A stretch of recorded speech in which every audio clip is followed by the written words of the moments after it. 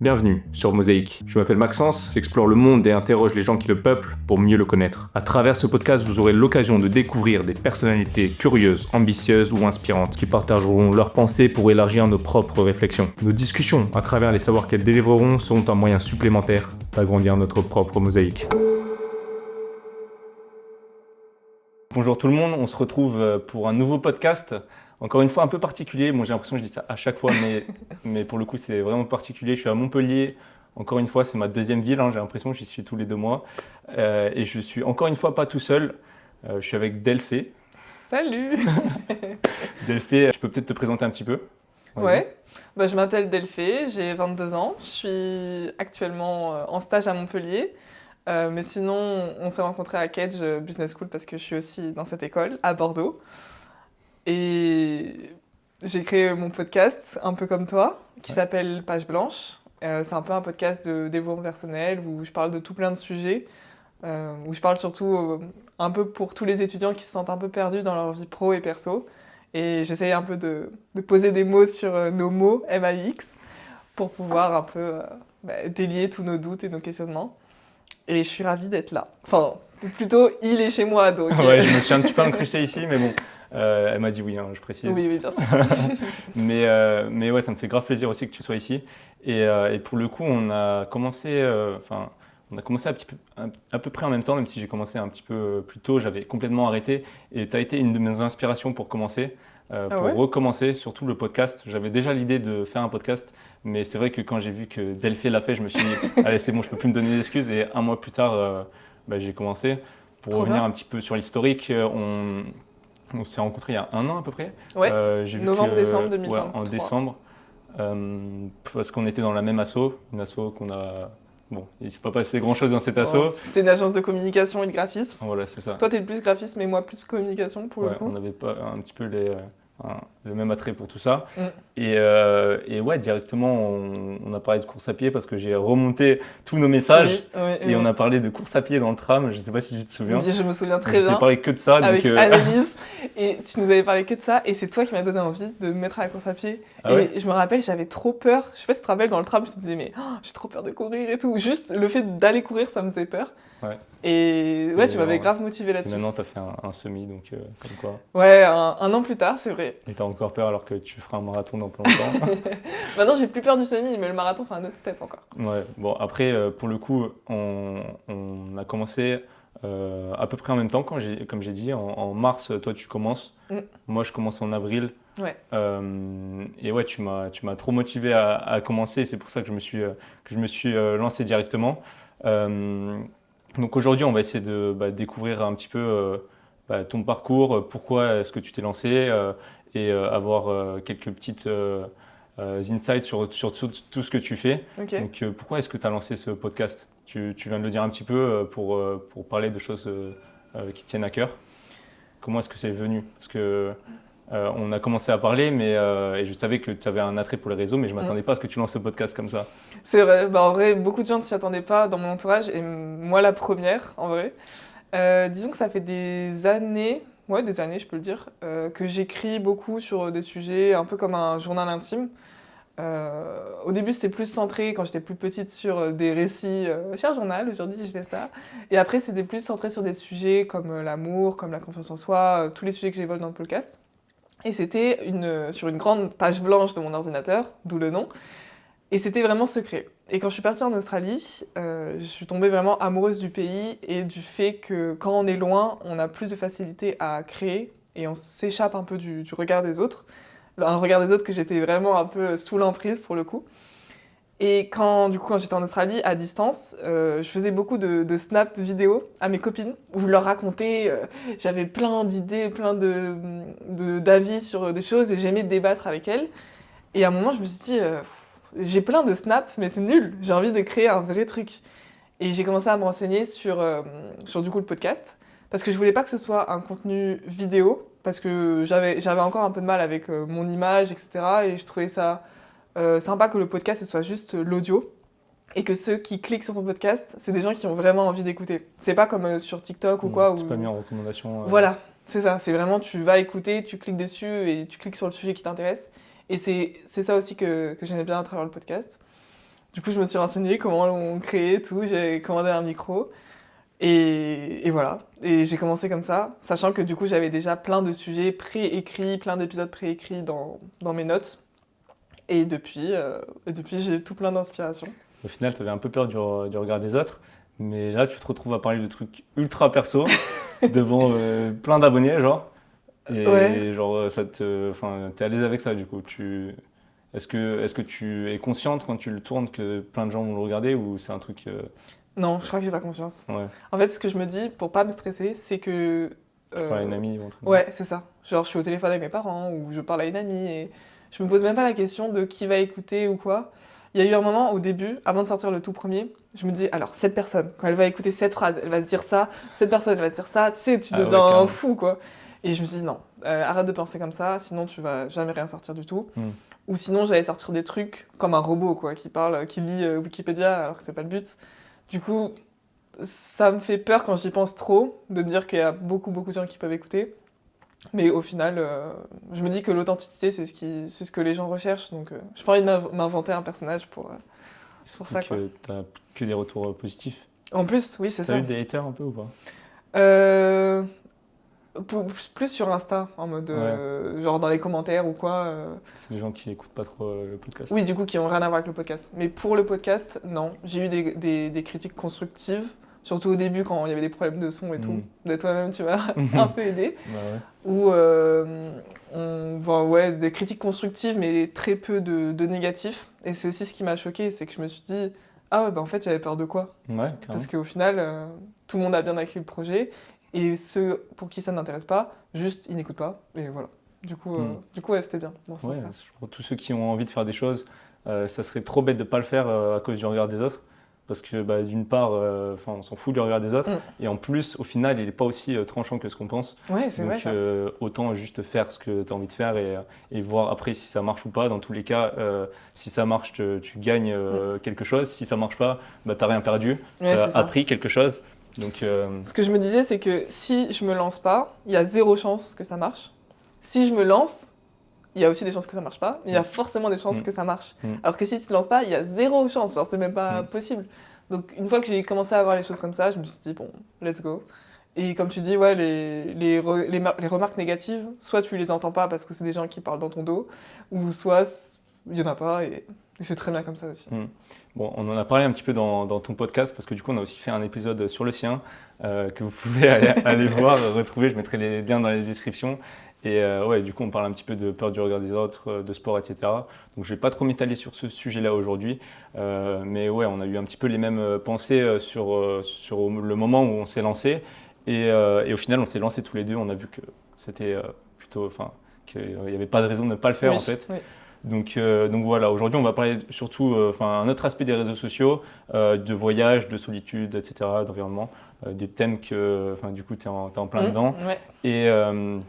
Et pour le coup j'aimerais bien commencer directement avec la FOMO opposée à la JOIMO. C'est un thème duquel tu as vachement parlé, enfin tu as parlé dans un podcast. Je sais pas si tu te souviens encore ce que ça veut dire. Bien sûr, oui, Ouais. oui. FOMO, c'est Fear of Missing Out et FOMO, c'est Joy of Missing Out. Qu'est-ce que ça évoque pour toi? Donc en fait, de ce qui est expliqué dans la FOMO, la définition en elle-même, c'est d'avoir peur de louper quelque chose, de pas être au bon moment, au bon endroit, et ça pousse les gens à faire énormément de choses. Par exemple, ça peut le faire pour les sorties, les soirées. T'as envie de faire toutes les soirées possibles parce que tu te dis, si je vais pas, je vais louper quelque chose. Ça vaut le coup aussi pour les voyages. T'as envie de faire tous les pays possibles. T'es dans un pays et tu vois par exemple une story d'un autre pays, tu te dis, ah mais ça a l'air trop bien, il faut absolument que je fasse ça aussi. Et t'as cette sensation de jamais être au bon endroit. Et enfin, pour moi, c'est un peu négatif, je trouve. Et à l'inverse, t'as la JOMO, donc la Joy of Missing Out, où t'es content de ce que t'as, ou t'es content plutôt de rater quelque chose.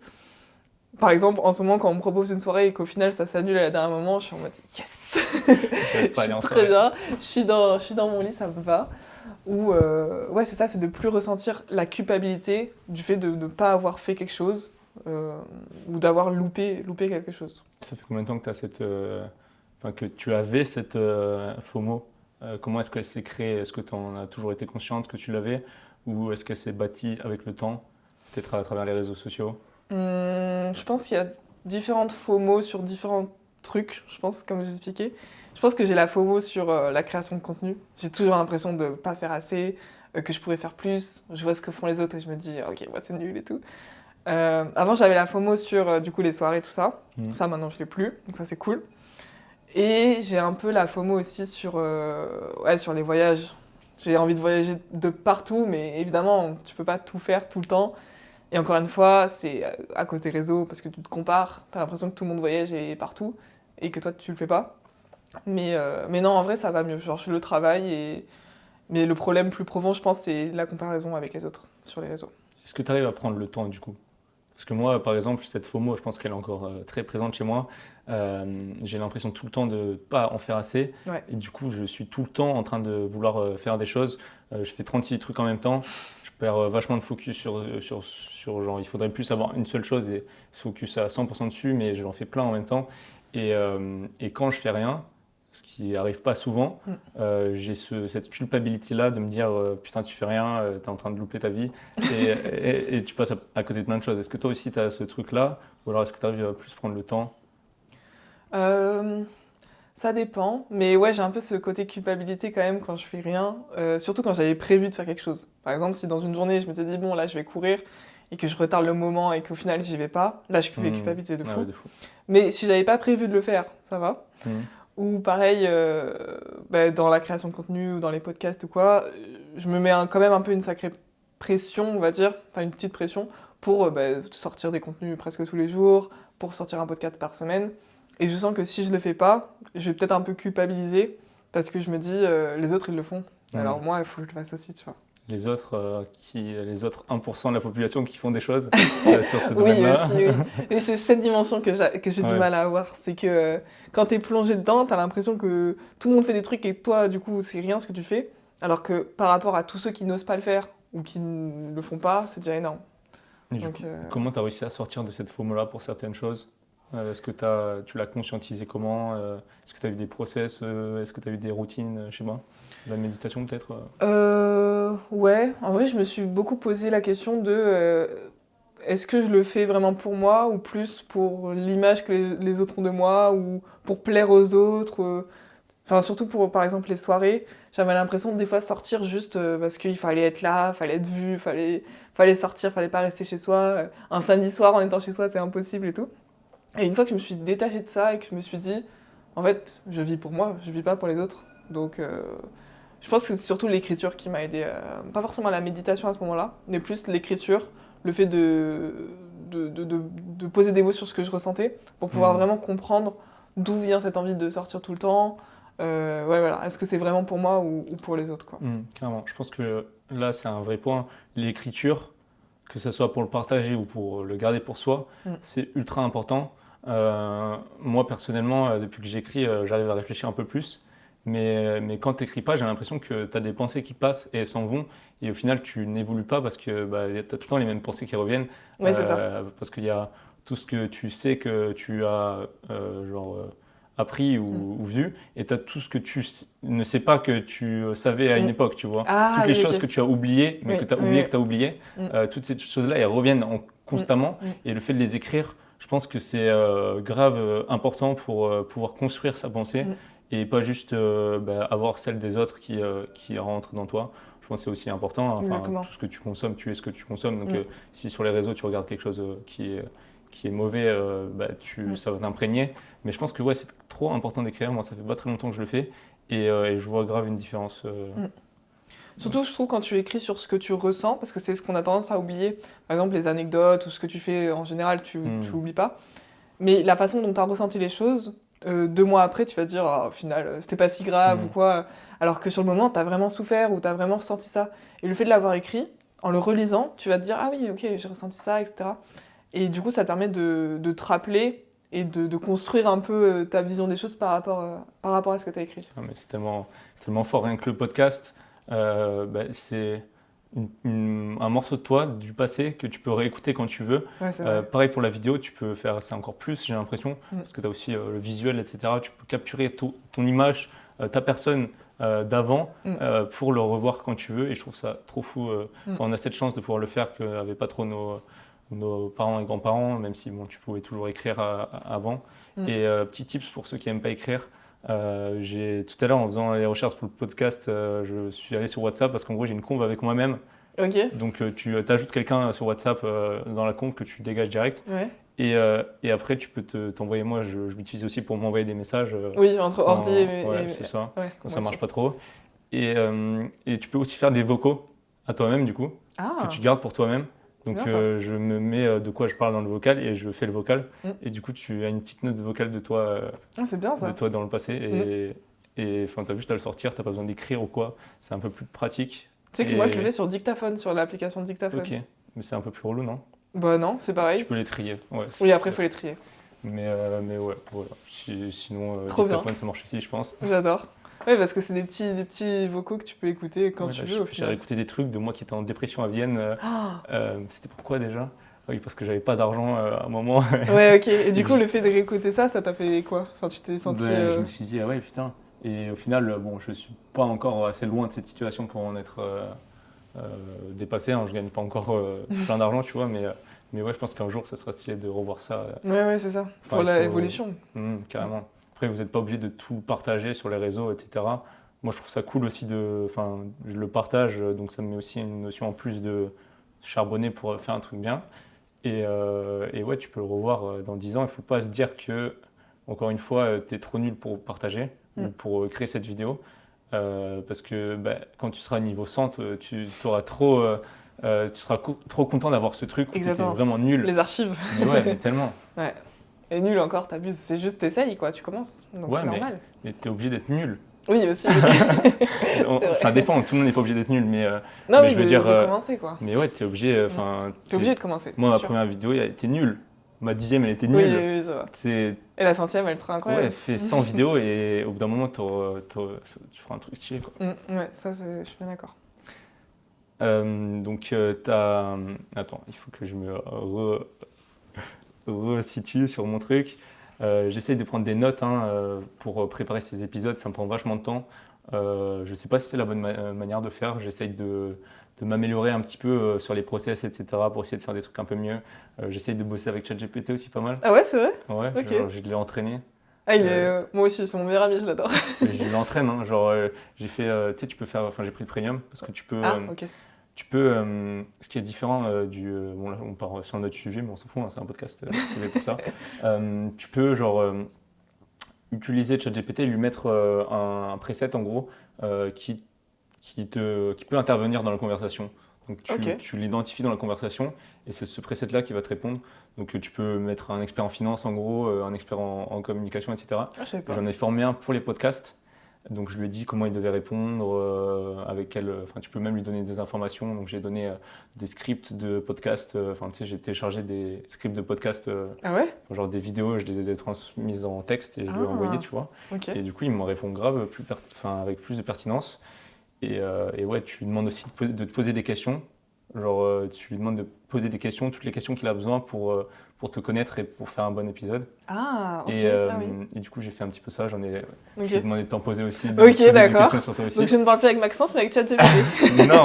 Non, c'est un mix. Ouais, non, je sais. Le but, c'est de Ok. faire, d'aller plus vite. Et franchement, je pense que c'est une bonne idée d'utiliser ChatGPT. Maintenant, bon, il n'y a pas que ça. Il y a aussi des idées qui viennent de moi. Oui, mais ce qui est bien, c'est que le fait d'écrire, c'est que ça te met un plan. Moi aussi, j'aime Ouais, bien carrément. avoir quand même un plan Ouais, c'est ça, avoir un structuré. plan. Peut-être que j'ai un peu trop écrit là pour le coup, mais Non, mais en vrai. on verra comment ça marche. Et du coup, pour revenir au sujet, t'as plus l'impression de devoir avoir cette espèce de validation sociale. Genre moi, je sais qu'au début, je me disais, il y avait une part de moi, je pense que je l'assumais pas trop, mais qui me disait que il fallait que si j'avais des followers, ça me validait socialement, tu vois. Ah. Est-ce que toi, tu as cette dépendance-là de quand t'en as eu plusieurs de vidéos qui ont fait plus d'1 million de vues, est-ce que tu avais l'impression d'être, est-ce que ton estime de toi-même variait en fonction de tes vues? Non, très honnêtement, non, pas du tout. Mais la validation que j'ai, ça va être avec mes proches. J'aime bien demander à mes amis qu'est-ce que t'en penses du dernier épisode, ou mes parents, ou même mes grands-parents qui écoutent aussi. Ça va pas plus être leur avis à eux, les gens proches de moi, que les inconnus. Les inconnus, je m'en fiche. Donc les vues, les abonnés, pour moi, ça n'a pas d'importance. Mais la validation de mes proches, ouais, je vais plutôt la rechercher, je pense. Tu as l'impression d'être plus validé quand tu fais des contenus? Non, mais... C'est pas un piège, hein? Non, non. Pas forcément, mais quand je fais des podcasts sur des sujets qui peuvent toucher plus de monde et qui me permet moi de me dévoiler un peu, et que après du coup ça va amener une belle discussion avec mon père ou avec mes copines et tout, et je vais être en mode, ah c'est cool, je suis contente d'avoir fait ça. Du coup ouais, il y a un peu une validation dans ce sens-là, tu vois. Ok. Mm. Du coup, ça me fait penser à, tu m'as posé la question toi tout à l'heure sur moi. Pourquoi est-ce que je faisais des vidéos, des Ouais. podcasts? Toi, pourquoi est-ce que tu le fais? Est-ce que tu as une raison au fond de toi qui t'a poussé à commencer? Est-ce que tu as un objectif pour le futur? Un objectif pour le futur, pas forcément, pas encore. Ou en tout cas, il faut que j'essaie de le définir plus concrètement. Après, la même raison pour laquelle j'ai lancé le podcast, c'est que j'ai envie de partager et que quand je ressens des choses, des fois c'est tellement fort ce que je ressens, j'ai tellement envie d'avoir l'avis des autres, que les autres ressentent la vision que j'ai, que du coup c'est un peu pour ça que je fais le podcast, c'est que chaque épisode est sur une vision de la vie que j'ai. Par exemple là, le dernier c'était sur Le Prince Charmant n'existe pas. Ça c'est quelque chose que je trimballe depuis le collège et que j'étais trop contente de mettre sous forme de podcast. Et après, d'avoir le retour des filles qui me disent «Ah, mais oui, j'avais jamais pensé à ça, mais c'est vrai que moi aussi, je le vois comme ça et tout». J'étais trop contente parce que c'est ma pensée qui permet d'aider les autres à se rendre compte de choses que moi-même, je suis en train de me rendre compte. Du coup, c'est vraiment pour Je suis ça. sûr que tu es trop forte de pouvoir partager ce genre de choses. Tu parles d'amour ouvertement sur Spotify. Franchement, Oui, mais après, je parle pas de mes relations privées. Je Oui, parle de l'amour en général, le tu vois. concept en général, mais même. C'est ça. Genre, je Faut être à l'aise quand parle même. de mes expériences, mais très vaguement. Je dis pas de prénom, je dis pas de... Genre, je parle vraiment... En fait, c'est perso, mais pas privé. Je fais une différenciation, tu vois. Je pense que c'est important quand même de mettre un peu de personnel, parce que sinon, c'est un robot, quoi, tu vois, qui te parle. Donc. Et aussi, je me dis... Enfin, moi, les podcasts que j'écoute, les filles que j'écoute ou les mecs, ils sont très... ouais, ils vont pas avoir de tabou, ils vont être plus accessibles. Ils se prennent pas au sérieux aussi, tu vois. Et ça, je sais pas. Je trouve ça important. C'est ce que j'ai envie de créer. Authenticité. Ouais, Et l'authenticité, ça c'est te va ça. Ouais. Maintenant, on va changer de sujet. Dans 3 semaines, je pars en Australie. Et ça tombe bien parce que toi, tu es déjà parti en Australie. Oui. Je Non, mais pars quand à tu m'as annoncé Brisbane. ça, j'étais trop contente pour Ah ouais, toi. mais Hein. je me dis, what the fuck, hein, je m'imaginais, il n'y avait même pas une pensée dans ma tête qui me disait que dans 6 mois, je partais en Australie. Hein. Mais c'est fou, Genre c'est vraiment, l'autre bout je du monde. n'aurais Hein. jamais imaginé ça. Toi, tu viens de La Réunion aussi, donc tu étais déjà de base un peu plus exotique que la France. Ouais, Mais ouais. enfin, c'était ton quotidien, donc peut-être que ça te changeait rien. Bah, en fait, dans le sens où j'ai déjà fait le step de partir en France, d'être très loin de chez moi, très loin de ma famille, ça, je l'avais déjà fait le premier step, et ensuite avant d'aller en Australie. Mais oui, dans tous les cas, c'est pas facile de quitter l'endroit où tu vis pour aller aussi loin, quoi. Et du coup, tu as fait plein de pays. Ouais. Tu n'as pas fait que l'Australie, tu as fait plein d'endroits en Australie aussi. Ouais. Est-ce que tu as est-ce que tu as un endroit particulier qui t'a vraiment marqué, qui t'a fait un choc En Australie partout? Si tu en as plusieurs, tu peux partager ce que tu veux. Il y a 2 expériences qui, je pense, m'ont assez marquée. Il y en a une, du coup, c'est à Sydney. Donc, j'ai vécu 6 mois à Sydney parce que j'étais en stage là-bas. Et j'ai adoré la ville. Vraiment, pour le coup, je sais pas, il y a une vibe, il y a une ambiance. J'espère que tu pourras y aller à Sydney parce que c'est incroyable. Ouais. Et le fait que j'ai commencé le running là-bas avec un run club qui courait tous les vendredis matins, du coup, au lever de soleil. Et c'était magnifique. Et à chaque fois que j'y suis allée, le vendredi matin, je veux dire, je sais pas, il y avait une sensation de liberté, de pouvoir courir avec le soleil qui se lève, tout un groupe d'Australiens hyper bienveillants, etc. Et c'est bizarre, mais c'est un de mes meilleurs souvenirs d'Australie. C'est ce moment-là où tu cours sur le pont jusqu'à l'opéra et tout, c'est incroyable. Donc ça, j'ai vraiment adoré et ça m'a beaucoup, beaucoup marqué. Et le deuxième souvenir qui m'a le plus marqué, c'est quand je suis partie aux îles Fidji. Donc j'en parle un peu dans un épisode, mais je suis quelqu'un d'assez speed dans ma vie. Genre même là, je parle super vite, je me rends compte. Mais T'inquiète, moi aussi j'ai l'impression de parler à 6000 à l'heure, mais t'inquiète. voilà, Tu peux prendre ton temps si tu veux. Oui, on va ralentir un peu. Parce que... non, mais c'est vrai que je suis quelqu'un qui parle vite, qui fait les choses vite, qui aime bien, qui aime bien aller à 1000 à l'heure. Dans mon emploi du temps, il y a toujours plein de trucs fixés parce que j'aime bien rentabiliser le temps. Et cette sensation, enfin cette idée de rentabiliser le temps, quand j'étais aux Fidji, je me suis rendu compte que pour eux là-bas, le temps, c'était pas un peu de l'argent ou quoi, comme on peut le dire chez nous. Ils prennent vraiment le temps de faire les choses, ils mangent lentement, ils marchent lentement, ils sont vraiment dans cette philosophie qu'eux ils appellent Fidji Time. Et il le répète tout le temps, slow down, it's Fiji time. Et du coup, il y a toujours cette sensation d'apaisement, de ralentir. Et du coup, quand toi-même tu ralentis le temps autour de toi. Et les journées là-bas, donc je suis restée 2 semaines, mais dans ma tête, j'ai l'impression que c'était 1 mois, 2 mois. Parce que la journée, elle passe lentement, juste parce que toi, t'as décidé de ralentir. Et ça, cette philosophie, j'ai adoré. Ça m'a vraiment marqué. Et c'est une philosophie que j'essaye d'intégrer maintenant dans mon quotidien ici en France. Et depuis que je fais ça, j'ai l'impression que l'année 2024, elle est interminable pour le coup. Là, on n'est même pas encore, elle est même pas encore finie. Ouais, ça termine bientôt là quand même. Oui, mais je te jure, dans mon imaginaire, enfin dans ma vision des choses, elle est Il y a 6 ans. interminable. Ouais, c'est ça. Et je pense que c'est un peu grâce à ça. Et je pense que je suis reconnaissante pardon, d'avoir fait ce voyage, parce que ça m'a permis d'apprendre plein de trucs sur ma vision de la vie. C'est un peu cliché dit comme ça, mais tu vois. Et est-ce que du coup, est-ce que tu parles d'ennui quand tu dis ralentir? Est-ce que des fois tu t'ennuies? Est-ce que tu penses que c'est une bonne chose l'ennui? Non, c'est pas l'ennui, c'est faire les choses juste plus lentement. Par exemple, c'est bête, hein, mais quand je marche dans la rue, je vais me presser, je vais marcher vite. Ou alors, s'il y a un tram, vite, je vais prendre ce tram-là, alors que j'ai rien à faire après. Genre, je ralentis, je suis plus là à regarder autour de moi, je mets plus mes écouteurs genre dans les transports, je regarde, j'écoute la discussion d'à côté, je sais pas, je m'imprègne plus du monde qui est autour de moi, au lieu de toujours vivre dans l'après, dans le mode, bon là, dans 1 heure, j'arrive là-bas, ok, après, je mange quoi ce midi, ok, ce soir, je fais ci. Et au final, tu vis jamais le moment présent, parce que t'es toujours focus sur l'après, parce que tu veux aller trop vite. Tu vois ce que je veux dire? Ouais, sur l'après ou sur l'autre part, avec les réseaux sociaux, Oui. je trouve que, comme tu disais, là, tu as enlevé tes écouteurs, tu essaies de les enlever dans les transports. Mm. Et c'est vrai que moi, j'essaye de faire ça aussi, parce que je me suis rendu compte qu'à une époque, j'avais tout le temps un truc dans les oreilles. Oui, c'est ça. Genre, je pars faire à manger, j'ai un truc dans les oreilles, je pars dans le bus, j'ai un truc dans les oreilles, et tout le temps, tu es déconnecté de la réalité. Voilà, c'est Et ça. si tu n'as rien dans les oreilles, tu es sur ton téléphone, et pareil, ça te déconnecte de la réalité, du moment présent. Et je trouve que c'est important aussi de s'ennuyer au final. Parce que dans l'ennui, ça c'est un truc que j'ai vu, que j'ai appris pendant ma randonnée, où des fois tu n'avais pas le choix parce que tu n'avais pas de connexion pendant 2 jours, tu étais obligé de faire autre chose que écouter de la musique ou regarder ton téléphone, même si en vrai j'ai quand même pas mal écouté de podcasts parce que j'en avais téléchargé. Mais s'ennuyer, ouais, c'est à ce moment-là, quand tu rentres dans cette phase d'ennui, que tu as plein d'idées qui te germent. Et je trouve que c'est un grand mal qui arrive en ce moment, c'est que on s'ennuie de moins en moins. Oui, je me rappelle quand j'étais petit, je me faisais chier des fois, tu vois, et je me disais putain, c'est chiant de s'ennuyer, ce qui est le cas, mais qui est nécessaire aussi, je pense. Non, mais parce que quand tu t'ennuies, tu cherches des idées pour combler ton ennui. Donc c'est là que toutes les belles idées, elles éclorent, oui, c'est ça. Elles éclosent. Éclosent. Ou qui éclore, elles éclosent, je sais pas. Ok, bon, en tout cas on a compris l'idée. Mais quand t'es petit, tu vas avoir l'idée de prendre un bâton, d'aller faire une soupe. Moi je faisais une soupe avec la terre.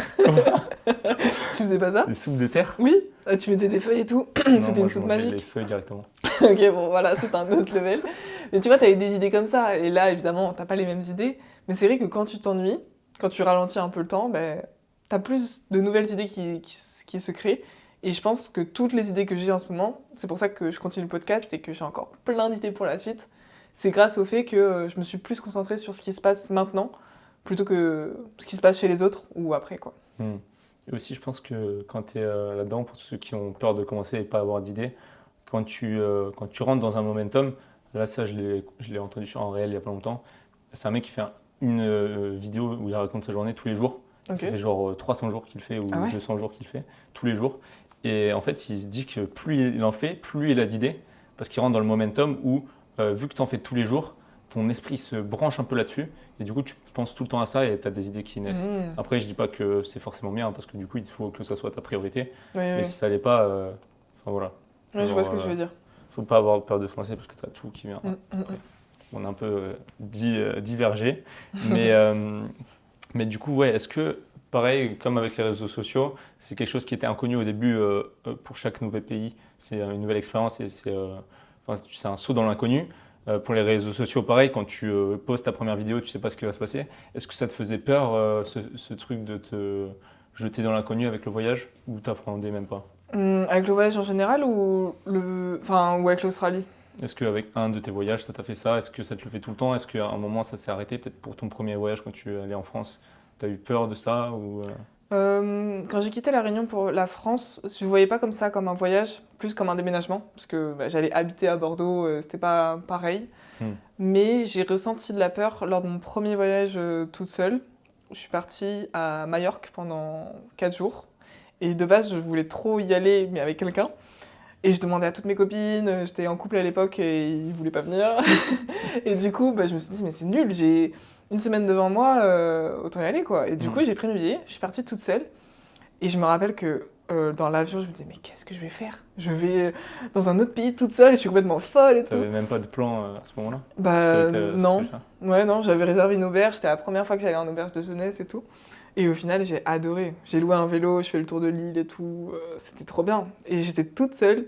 Et après, j'en ai fait plein des voyages seuls. Et quand je suis partie en Australie, du coup, j'avais plus peur. Parce que je savais à quoi ça ressemblait, quoi, de voyager seule. Et moi, je le conseille à tout le monde, hein. C'est trop Hmm. bien. Tu passes vraiment du temps avec toi-même, pour le coup. Est-ce que t'as hâte quand t'as un voyage qui arrive? Ouais, ah oui, j'ai trop hâte. Mais moi, quand tu me parles de voyage, n'importe quel voyage, tu vas me parler que t'es parti, genre, à Dublin, ou je sais pas, en Allemagne, ou des trucs qui font pas forcément rêver, entre guillemets. Moi, j'aime trop. J'aime trop le fait de voyager, de s'imprégner de la culture, de Hmm. découvrir de nouvelles choses. J'aime trop. J'aime trop en parler, j'aime trop le vivre, et j'aime trop le préparer aussi. Dès que j'ai un nouveau voyage en tête, je vais y penser tout le temps, et ouais, j'aime bien. J'aime trop. Moi, j'ai plutôt ce truc de. Enfin, j'adore aussi, j'adore l'histoire, j'adore la culture et depuis que je suis tout petit, ma mère y a participé si elle regarde ça parce que à chaque fois elle dit qu'on pense qu'ils nous ont servi à rien, mais en vrai, c'est vrai qu'elle m'a inculqué ça, la culture. Et j'ai tout le temps envie d'aller voir les musées, Mm. etc. Mais par contre, par exemple, quand je suis allé en Autriche, je n'avais pas cette hâte d'y aller parce que je n'arrivais pas réalisé en fait que jusqu'au moment où j'y étais, je n'arrivais pas réalisé Ah, que j'allais être à l'étranger. ok. Pareil avec l'Ironman, jusqu'à 2 jours avant la course, c'est aussi pour ça que j'en ai pas fait pendant 2 semaines, comme on disait dans ton podcast, que j'ai pas couru pendant 2 semaines, c'est que j'arrivais pas à réaliser que ça y est, tu vas être sur la course et tu vas le faire Mm. jusqu'au moment où j'avais les pieds dans l'eau, tu vois. Et pareil pour l'Australie, là, ça arrive. Tu réalises J'ai pas. j'ai même pas de hâte d'y être parce que j'ai l'impression que ça ne va pas Ah. arriver, tu vois. Jusqu'à ce que je sois dans l'avion et que je sois en face de mon maître de stage, j'arrive pas à me dire Mais que c'est je vais y bien, être. parce que ça veut dire que tu vis dans le moment présent. Et t'es pas Ouais, trop je dans sais l'après pas. non plus, Ou tu alors je vois. suis peut-être trop happé par le moment présent aussi, peut-être. Oui, c'est ça qui est bien, je pense. Et Hmm. que du coup, quand tu vas y être sur place, tu vas voir que là où t'es. Tu vas pas te Hmm. dire autre chose, donc Ouais, c'est vrai. tu Après, vas peut-être plus je apprécier. sais que par exemple, enfin, il y a ce phénomène de quand tu prévois des vacances, c'est toute la préparation qui te fait trop kiffer. Et au Ah, final, quand tu y es, c'est pas tant que ça kiffant. Pareil pour la nourriture. Il oui. y en a certains, ils font à manger et ça leur Mm, fait trop kiffer une fois que tu mm, manges. Pas tant que ça. mm. Donc je sais Ouais, pas. c'est vrai. Quand je suis partie à Bali, là, depuis l'Australie, j'avais rien préparé du tout. C'était le premier voyage où je n'ai rien fait, je savais même pas ce qu'on allait faire. Et j'ai rejoint un groupe de potes, et au final, je me suis laissée guider de A à Z. Et moi qui suis un peu une maniaque de l'organisation, c'était vraiment un gros changement pour moi. Et finalement, j'ai adoré. Parce que quand t'as pas regardé ce qu'il y avait à faire et que tu fais la chose, tu vas pas dire ah mince, on aurait pu faire ça, c'est mieux, ah là-bas c'est plus beau, ah on n'a pas fait ça et tout. Vu que t'as pas d'esprit de comparaison dans ta tête, je suis juste allé et j'ai suivi ce qu'on me disait de faire. J'ai adoré tout de A Hmm. à Z. Parce que le lendemain, je savais pas où j'allais dormir, je savais pas ce qu'on allait faire. Genre, je laissais les garçons gérer, c'était trop bien. Et du coup, voilà, c'est le seul voyage où j'ai rien prévu et je l'ai adoré quand même aussi d'une autre manière. Hmm. Donc je pense que des fois, c'est important de se laisser place à l'imprévu et que de pas trop se focus sur la préparation, qui du coup, comme tu dis, peut amener après à être déçu, parce que t'as tellement préparé, t'es en mode ah ok, bon bah c'est ça, voilà, je Hmm. suis dedans, je vis le moment, mais pas trop, tu vois. Ouais. Et au final, tu penses que c'est aussi applicable à tes projets? Te laisser de la place à l'inconnu? Ah ouais, ouais, plus par exemple dans les podcasts, plus d'impro ou plus Ouais, de... voilà. Genre par exemple, Ouais. pas ce que je viens de faire là. Écrire Non, ce bah si, au podcast. final, parce qu'on l'a, on dévie, donc... Ouais, ouais. Ouais, non, si, c'est sûr. Laisser, ouais, plus d'impro, et aussi, je pense, dans les relations en général aussi, que ce soit en amitié ou en amour, plus... moins vouloir tout contrôler et juste Moins se laisser attendre. aller, tu vois. Ouais. Mm. Expect. Ouais, c'est ça. Ouais, c'est ça. Moins attendre de l'autre. Et pour des gens qui auraient trop envie de faire comme toi, parce qu'en vrai, il y a très peu de gens qui ont fait comme toi, qui sont partis tout seuls à l'étranger ou même avec des gens, genre pas avec leur famille, quoi. Euh, Est-ce que tu as des conseils peut-être qu'ils peuvent avoir une peur de le faire tout seul, comme toi, tu as pu avoir la première fois. Mm. Est-ce que tu as des conseils à leur donner pour qu'ils passent au-dessus de ça? Enfin, qu'est-ce que tu leur dirais? Pour quelqu'un qui veut faire un voyage seul pour la première fois, Ouais, qui a peur de partir en voyage, est-ce que tu as des trucs pour les aider, qui t'ont toi euh, aidé? moi je dirais que faut arrêter d'attendre toujours que quelqu'un soit disponible pour venir avec vous. Ou toujours arrêter d'attendre que ce soit le bon moment. Juste des fois, si tu ressens l'envie d'y aller et que tu es disponible financièrement et temporellement parlant, il faut arrêter de trop se poser la question et il faut y aller. C'est comme quand tu fais un tatouage, tu vas réfléchir 1000 ans avant, tu vas dire ok, le bon endroit, le bon truc et tout. Et au final, à un moment donné, il faut juste le faire. Et je pense que pour les voyages, c'est un peu pareil, faut prendre les billets. Une fois que les billets sont pris, t'as plus le choix. Mm. Donc des fois, quand j'hésite un peu, une fois que les billets sont pris, t'as plus le choix. Donc t'y vas. Et après, pour des conseils plus pratiques, enfin plus pragmatiques, j'ai installé l'application Trip BFF. Et c'est pour rencontrer des gens à l'étranger qui partent eux aussi seuls. Mhm. Et bah, ça a super bien marché. Genre en fait, tu rentres sur l'application quel trip tu vas faire, quel voyage, et il te met en relation avec des gens qui vont faire le même voyage au même moment. Ok. Et du coup, après, tu peux leur envoyer des messages et tout. Et après, tu les rencontres en vrai quand tu arrives sur le voyage, quoi. Donc ça, c'était génial. Et après, bah, d'aller en auberge de jeunesse aussi, pour rencontrer du monde. Et de se dire que des fois, on a l'impression d'être seul, de se dire, ouais, on est un peu fou à partir tout seul Mhm. comme ça, parce que les gens, ils partent plutôt en groupe. Mais au final, il y en a plein qui partent seuls et qui sont exactement dans la même mentalité. De se dire, ouais, je suis seul et tout. Et au final, vous vous rencontrez tous ensemble et c'est génial. Ça Ouais, en crée plus, des amitiés t'as de ce point fou. commun Mm, qui te lie et du coup, c'est tellement plus facile de c'est ça. trouver des gens à l'étranger que par exemple en France, parce que tout le monde est français. Oui, Mais si tu arrives, enfin moi par exemple en Autriche, j'étais le seul français, ou enfin il y en avait d'autres, mais, euh, mais du coup c'est tellement plus facile de connecter avec les autres français, oui. ou même avec les Mm, autres en mm. général, parce que bah, tu es un petit peu une anomalie, donc tout le monde Oui. te voit. Anomalie, tu vas fort, Ouais, mais je veux ouais. dire, tout le monde est pareil, Oui, donc oui, c'est t'es vrai. l'anomalie dans le sens où T'es unique. t'es pas pareil que les autres. Oui, Oui, unique. oui, non, mais je vois. Non, c'est vrai. Ben, en Australie, quand je suis arrivée à Sydney, j'ai pris une auberge et premier soir, genre, je mange toute seule. Je me dis, oula, là, ça va être long. 9 mois comme ça va être chiant. Et du coup, deuxième soir, j'entends que ça parle français et tout. Et je me dis, vas-y, prends ton courage à demain. Et je pose la question, la fameuse phrase d'accroche que tout le monde utilise. Ah, t'es français? Ah, tu viens d'où et tout? Et là, tu commences à discuter, etc. Et au final, je me suis fait un groupe de 15-20 potes et on est encore potes aujourd'hui. On a fait plein de trucs ensemble dans Sydney. Ils étaient chacun seuls et on s'est tous retrouvés. Hmm. Et ça, c'était trop bien. Et je trouve que les rencontres, comme tu disais, elles se font plus facilement parce que tu as énormément de points communs, tu as la même vision de la vie. Genre, si quelqu'un est parti aussi loin euh, seul, c'est qu'il est un peu sur la même longueur d'onde que toi, Hmm. d'aventure, de dépassement de soi, etc. Du coup, ça fait des points communs et des amitiés plus rapidement et Hmm. plus intenses aussi, je trouve. Donc ouais, faut pas avoir peur de se lancer tout seul, Ouais, non, parce qu'au final tu vas rencontrer des gens. tu seras jamais Faut pas seul. avoir peur d'être C'est seul. ça. Tous les voyages seuls que tu fais, c'est comme c'est une solitude qui est choisie, c'est différent d'une solitude qui est subie. Hmm. Euh, ben, tu vas jamais être seul à 100%. Ou alors, si t'es seul vraiment physiquement, c'est parce que t'as envie de l'être. Donc, je sais pas comment expliquer. Ouais, carrément. Bah, Je trouve que les gens associent la solitude à quelque chose de mauvais. Mais quand elle est choisie, c'est génial. Mm. C'est au contraire, tu te satisfies de toi-même. Donc, tu peux arriver à être seul sans que ce soit une souffrance. T'as carrément dit la phrase que j'ai écrite sur, C'est vrai? sur un des endroits, quasiment mot pour mot.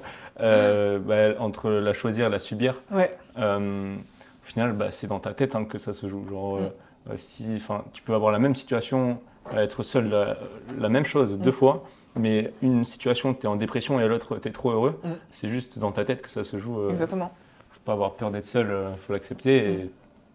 Et c'est là que tout se passe, c'est quand tu l'acceptes. Oui, c'est ça. Mais est-ce que tu as ressenti ça aussi quand tu étais du coup aux Pyrénées, Dans les Pyrénées, quand tu as dû subir un peu la solitude au début et après tu hmm, l'as accepté?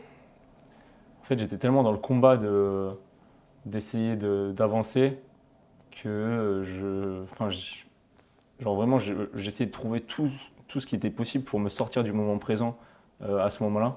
Parce que enfin, c'était tellement inconfortable. Ouais. Genre, le troisième jour, j'avais tellement mal aux pieds que je devais m'arrêter tous les 300 mètres. Et j'essayais vraiment de me plugger à mes écouteurs et essayer de sortir du moment présent. Ah, ok. Et du coup, j'avais pas trop ce truc de la solitude. Au bout d'un moment, c'est un peu plus venu.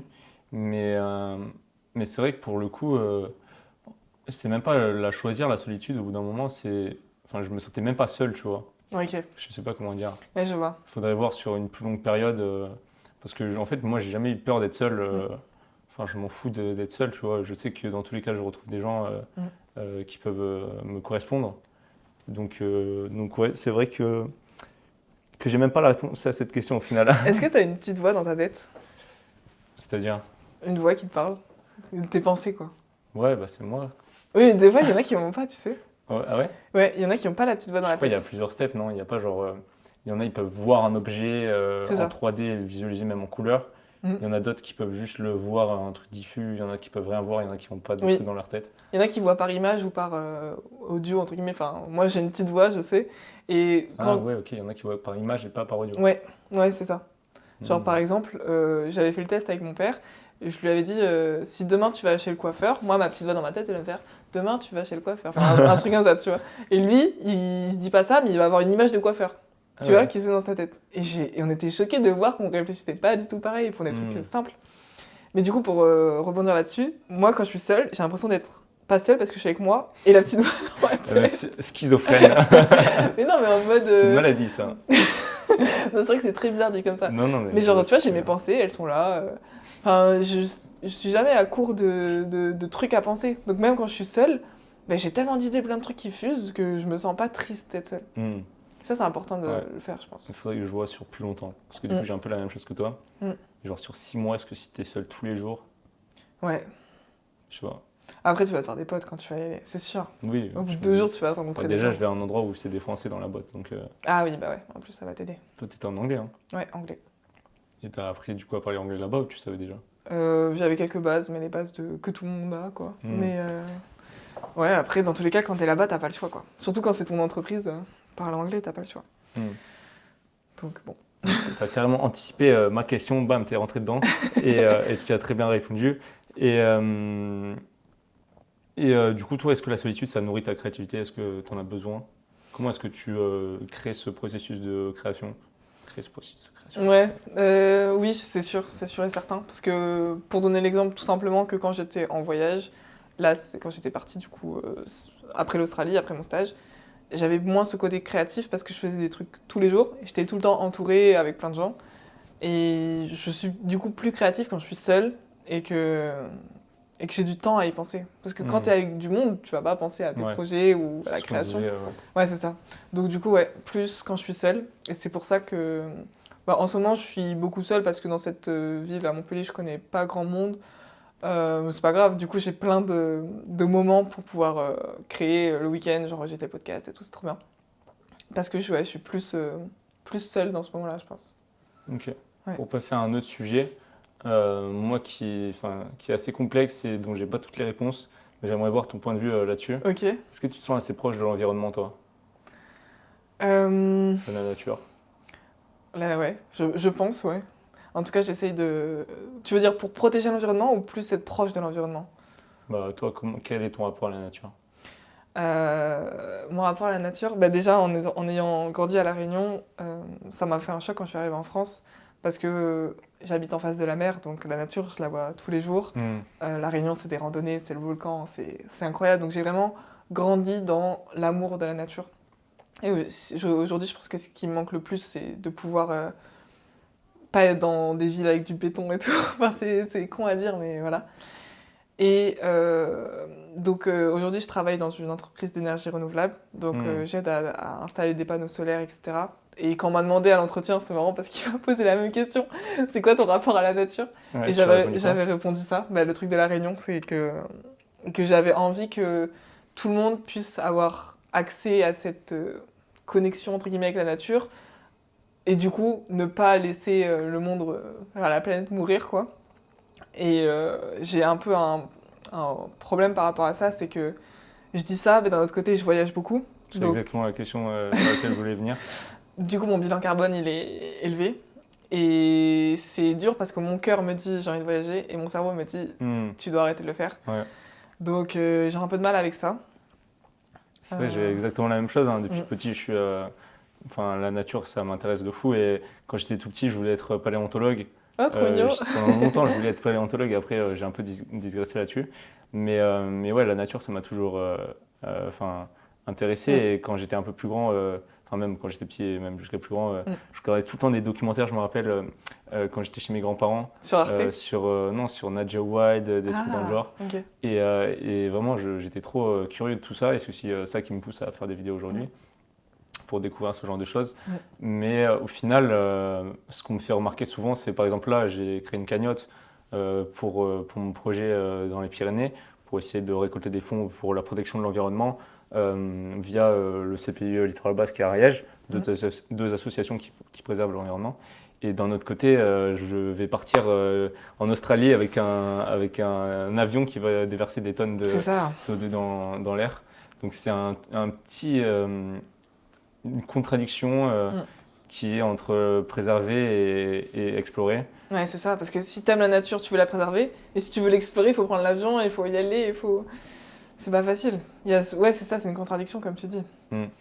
Mais ouais, ben, je ressens un peu la même chose, et c'est pour ça que j'essaye de compenser un peu. Enfin, c'est un peu... Ouais, c'est toujours essayer de compenser, mais t'as l'impression que c'est tellement abusé ce que fait un avion. Oui, que c'est dur de compenser. Je sais pas, dans les faits, est-ce qu'il y a une possibilité de compenser? Est-ce que tu as calculé ton empreinte carbone avec Non. c'est un site qui s'appelle Nos Gestes Climat. Tu peux calculer ton empreinte carbone donc avec tous les transports, tout ce que tu consommes en termes de vêtements, ta nourriture. Et c'est hyper intéressant. Et après, ça te donne le nombre de tonnes que tu consommes par an. Et du coup, après, il te donne des conseils sur comment, du coup, un peu réduire ton impact carbone. Donc, c'est trop bien. Je te le conseille de le faire. Je vous conseille de le faire aussi. C'est vachement cool. Mais du coup, ouais, non, c'est pas facile de à la fois vouloir protéger la planète et à la fois la découvrir. Donc, je pense qu'il faut trouver un juste milieu. Ouais, mais il faut aussi trouver d'autres moyens. Mais c'est sûr que si tu veux la voir, à part se déterre à le faire à pied ou en vélo, comme je sais pas, des gens qu'on connaît comme Hugo ont pu le faire, bah, c'est sûr que c'est dur et que c'est pas accessible à tout le monde. Mais je pense qu'il faut essayer de trouver des moyens quand même de limiter ça. Mais c'est sûr que si tu vas en Australie, c'est chaud, quoi. Mais ouais, dans mes projets futurs, il y en a. Je vais pas trop le dire trop fort, sinon ma mère va encore paniquer. Mais ouais, aller découvrir le monde autrement qu'en avion. Je pense que ça serait une bonne expérience. Et en plus, bah, tu prends le temps de le découvrir parce que tu prends pas l'avion qui va super vite. Donc, moi, pour compenser, là, j'ai décidé en 2025, enfin j'ai déjà commencé du coup, mais d'arrêter de manger du bœuf, de l'agneau et du mouton. Mais l'agneau et le mouton, j'en mangeais pas trop de base, mais c'est tout le bœuf. Parce que ça consomme beaucoup d'énergie. C'est la viande qui consomme le plus. Du coup, voilà. C'est pas grand chose, mais j'ai décidé d'arrêter d'en manger. C'est déjà très bien. Moi, c'est vrai que j'en mange beaucoup. Enfin, plus du poulet et tout, mais... Le poulet, ça consomme moins. Mais après, arrêter totalement, je trouve ça un peu extrême. Peut-être réduire. Après, je garde le poulet, le porc et tout. Hein. Juste le bœuf, j'arrête. Plus de cheeseburger. Bah, je prendrai le poulet. Non, en vrai, c'est un test pour voir si je peux le faire. Là, ça fait 2 mois, je ressens pas le manque, donc ça va. Est-ce que toi, dans la vie, t'es plus... je pense qu'on a bientôt... je sais pas combien de temps on a parlé. On a plus beaucoup, énormément de sujets, tu penses? Je sais pas, je m'en rends pas compte. Tu commences à trouver ça long ou... Non, je trouve... J'espère que ceux qui écoutent, ils trouvent ça intéressant et pertinent. J'essaie de pas trop faire durer les choses. Mais si on a un truc à parler, on en parle, quoi. Mais ouais, un des derniers points que je voulais aborder, c'est quand tu voyages, toi, t'es plus... comment est-ce que tu voyages? Est-ce que tu as 3 valises? Est-ce que c'est plus dans le minimalisme? Parce que moi, là, je suis en pleine réflexion. Comment est-ce que je pars en Australie? Du coup, j'ai trouvé ma conclusion. Je vais partir avec un sac à dos devant, un sac à dos derrière, un gros sac à dos et un que je garde tout le temps dans le dos, celui-là. Là.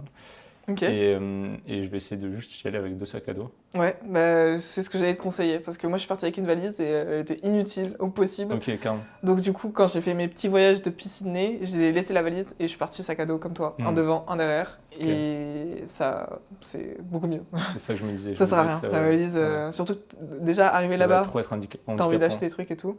C'est handicapant, ouais, pour tout. Et vaut même partir avec peu et acheter sur place. Parce que tu vas voir les marques... Pas plus cher. Bon, c'est comme en France. Hein. Okay. Il y a des marques trop belles en plus. Ça s'appelle Cotton On et Ganda. C'est des marques australiennes. Okay. Je sais pas si t'aimes un peu le style surfeur et tout. Ouais. Bah, ils font vraiment des beaux trucs. Ok, ça marche. Donc, ouais, non, pas de valise. Je pense que c'est mieux. Même pour tout. Si en plus tu vas après, peut-être en Asie ou quoi, dans les pays sous-développés, généralement. Ouais, j'aimerais bien essayer, ouais. Ouais, c'est mieux. T'es en scooter, t'es en tuk-tuk et tout. Tu vas pas travailler ta valise. Donc, ouais, je te conseille sac à dos. Les Ok. backpackers. C'est ce que c'est ce que je vais découvrir. Mm. Putain, j'aurais jamais imaginé que je me retrouvais C'est incroyable. un backpacker. J'aimerais trop être à ta place là. Pouvoir Tu vas partir. être il y a pas longtemps, mais tu peux venir, vas-y, viens. On va à Brisbane. Allez, c'est bon, je crois. Non, mais ouais, non, c'est fou. Tu vas profiter de fou. Tu vas avoir des étoiles dans les yeux. Tu vas tout voir en mode. Ok. Si c'est pas le cas, je Ok. porterai plainte. Bah, contre toi. satisfait ou remboursé. Ah, il paraît. Non, Mais, mais c'est sûr, tu vas arriver là-bas et tu. Déjà, rien que le fait de se dire, ok, je suis sur 7 côtés de la planète, tu vois. ouais, aberrant. C'est ouf. C'est tellement long. Mais ouais, pour conclure, j'aime bien demander souvent aux gens avec qui j'ai des conversations comme ça, est-ce que tu as une personne, un film, un roman, un livre qui te marque, enfin, ou qui t'a marqué et que tu aimerais partager avec les gens? Ça peut être n'importe quoi. Ça peut être un influenceur aussi, je sais que tu en as beaucoup. Je te prends un peu au début. Ouais, j'aurais dû réfléchir avant. Justement, là, est-ce que tu en as un qui te vient en tête? Un film. Ou même, je sais pas, un influenceur, quelque chose qui t'a permis de te remettre en question, d'apprendre. Il y a un roman de Guillaume Musso, je sais pas si tu connais cet écrivain. Non. C'est un écrivain français, je crois que c'est l'écrivain le plus lu de France. Ah, bah, je suis. Mais pas de après, culture. c'est. Non, mais c'est des romans policiers. Donc il y en a beaucoup qui le critiquent parce que c'est pas de la grande littérature. Mais moi, je l'aime bien. Donc voilà. Ok. Et il a fait un livre. J'ai plus le titre. Mais en tout cas, le livre parle. Attends, mais je peux regarder Tu non vérifies en 2 speed. Ouais, attends. Putain, je dois refaire un cut. Merde, Je désolé. fais pas de cut, voilà. Du coup, le livre, il s'appelle Et après, de Ok. Guillaume Musso. Et en fait, c'est un livre qui parle de la mort. Bon, c'est un peu morbide dit comme Ok. ça. Mais bon, je vais pas spoiler, mais en gros, ça te fait rendre compte de la valeur de la vie. Et quand j'ai lu ce livre, ça m'a marqué de fou. Et du coup, après ça, tous les petits moments de vie, je les ai vécus intensément. Parce que dans le livre, il arrive à te faire comprendre la valeur de la vie et le fait qu'on meurt tous un jour. Et franchement, je le conseille à tout le monde, pour tous ceux qui ont besoin un peu de ressentir une quête, enfin qui ont besoin d'avoir une quête, un sens à leur vie, pardon, ou juste qui savent pas trop pourquoi ils sont là, ou qui trouvent pas de sens à ce qu'ils font. Je trouve que ça donne beaucoup de sens à beaucoup de choses. Ok. Et il m'a beaucoup, beaucoup ému. Je l'ai lu d'une traite, genre Ok. en 1 heure, je crois. Ah ouais. Ouais, vraiment, il était incroyable. Ok. Bon. Bah, je pense que c'est une très belle manière de conclure. Vivez la vie. Il y aura tous les liens de toute façon vers ton Insta, ton podcast dans la description. Et on a sorti, du coup, je pense que le tien sortira un petit peu avant le mien, podcast sur sa chaîne de podcast, sur Spotify, sur toutes les plateformes. Page blanche sur Spotify, Deezer et Apple Podcast. Voilà, parfait. Et je vous conseille d'aller voir, c'est vraiment super. Très authentique et on parle de sujets, enfin ça fait réfléchir quoi. Donc je vous laisse aller voir ça. Trop bien. Et puis voilà, peut-être qu'on en refera un jour parce que je pense Ah qu'on a ouais, plein bah, de choses à clairement, dire. ouais. J'ai l'impression là, on pourrait faire 10 podcasts à la suite, quoi. Mais je serais sûre qu'on refasse ça après ton expérience en Australie Ouais, carrément. et que tu puisses en Ah ouais. témoigner. On fera ça. Ok, ça marche. Allez, bah, merci beaucoup. Je vous souhaite une bonne journée, une bonne Merci. semaine. Et voilà. Bisous.